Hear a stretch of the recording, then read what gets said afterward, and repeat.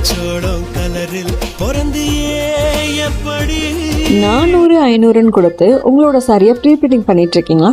இனிமேல் அப்படி பண்ணாதீங்க. ஒரு தடவை ப்ரீ ப்ளீட்டிங் பண்ணி வாங்கினீங்கன்னா அது ஒன் டைம் ஆக்சஸ் மட்டும்தான். ஒரு ஃபங்க்ஷனுக்கு மட்டும்தான் அந்த ப்ரீ ப்ளீட்டிங் வேலிடிட்டி இருக்கும். இந்த மாதிரி 1 minute சாரியாக ஸ்டிச் பண்ணிக்கிட்டீங்கன்னா லைஃப் டைம் ஆக்சஸ்.